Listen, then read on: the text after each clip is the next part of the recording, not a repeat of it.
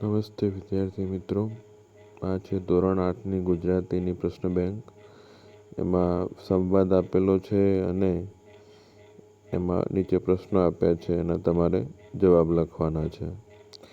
તો આ સંવાદના અંગ્રેજી શબ્દો શોધો.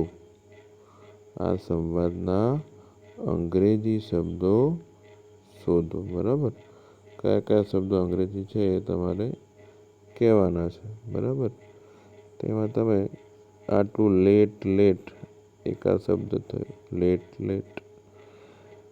પછી બીજો જો હોય તો એ પણ તમને કહી દઉં છું.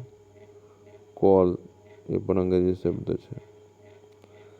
બરાબર, તો આવા શબ્દો તમારે ગોતવાના છે. બહુ ઇઝી છે, તમે સરળતાથી તમારો જવાબ છે એ સંવાદ વાંચીને લખી શકો છો.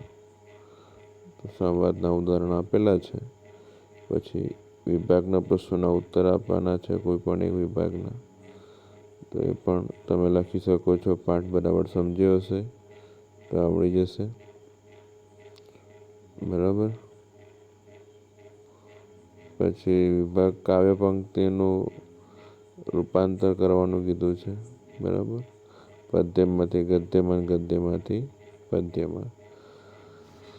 પછી આવ્યું છે વ્યાકરણમાં ધ્વનિ છૂટા પડવાનું કીધું છે. તો પહેલી ધ્વનિ છે મહેનત, મ વત્તા એ વત્તા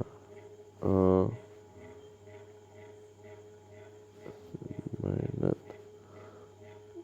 પહેલા શું આવશે? મ આવશે. બરાબર, મ અ વત્તા હ એ વત્તા ન વત્તા અ ને વત્તા ત. આ રીતે આપણે ધ્વનિ છે એ છૂટા પાડી શકીએ છીએ. તે લખવાનું છે. પછી પ્રાસયુક્ત શબ્દો લખવાના છે.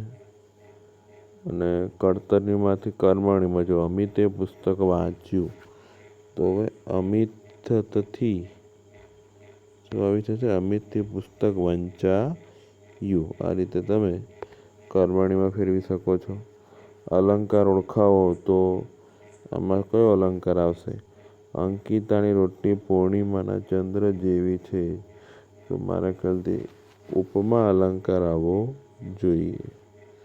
બરાબર, મારા ખ્યાલથી ઉપમા કે ઉત્પ્રેક્ષ સભ્યમાંથી એક અલંકાર છે એ આવવો જોઈએ. ઉત્પ્રેક્ષા મારા ખ્યાલથી આવવો જોઈએ. ઉત્પ્રેક્ષા અલંકાર છે અને જવાબ આવશે. તો આ રીતે તમે અલગ અલગ વિભાગના જે છે એ સોલ્યુશન છે એ તમે કરી શકો છો. બરાબર, પછી છેલ્લે છે કોઈ પણ એક વિષય પર તમારે નિબંધ લખવાનો છે. બરાબર, તે પણ તમે લખી શકો છો.